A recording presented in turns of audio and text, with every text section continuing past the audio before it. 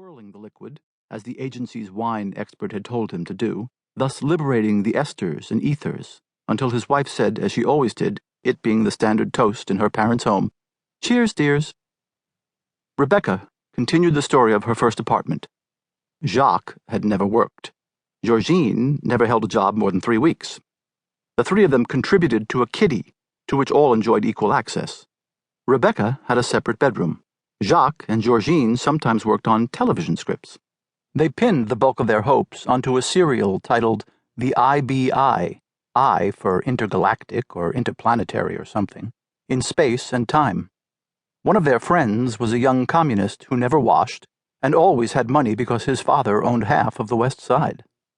During the day, when the two girls were off working, Jacques flirted with a young Swede upstairs who kept dropping her mop onto the tiny balcony outside their window. "A real bombardier," Rebecca said. When Rebecca moved into a single apartment for herself and was all settled and happy, Georgine and Jacques offered to bring a mattress and sleep on her floor. Rebecca felt that the time had come for her to put her foot down. She said no. Later, Jacques married a girl other than Georgine. "Cashews, anybody?" Richard said. He had bought a can at the corner delicatessen, expressly for this visit, though if Rebecca had not been coming, he would have bought something else there on some other excuse, just for the pleasure of buying his first thing at the store where in the coming years he would purchase so much and become so familiar. "No, thank you," Rebecca said. Richard was so far from expecting refusal that out of momentum he pressed them on her again, exclaiming, "Please, they're so good for you." She took 2 and bit one in half.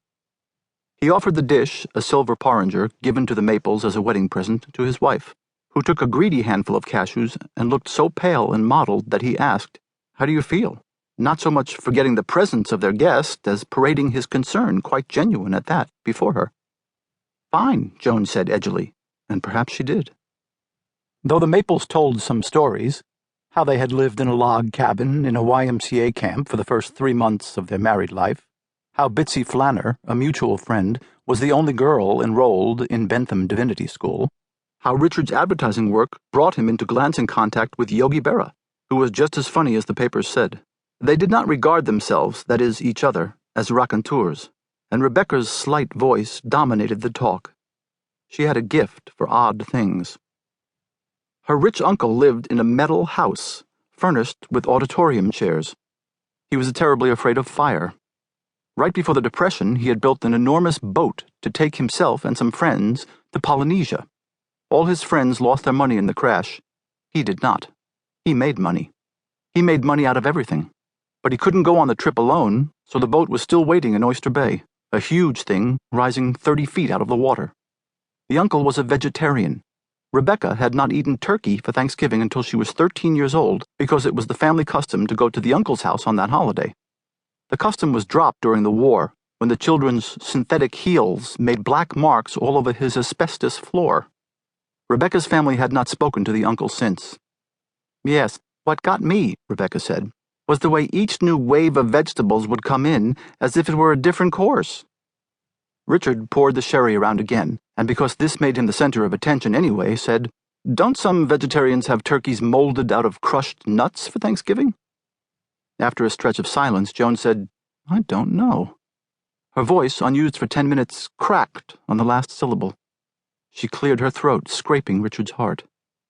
"What would they stuff them with?" Rebecca asked, dropping an ash into the saucer beside her. Beyond and beneath the window there arose a clatter.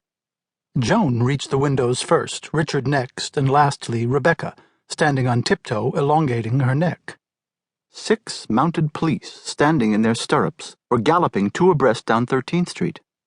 When the Maples' exclamations had subsided, Rebecca remarked, "They do it every night at this time. They seem awfully jolly for policemen." "Oh, and it's snowing," Joan cried. She was pathetic about snow. She loved it so much, and in these last years had seen so little.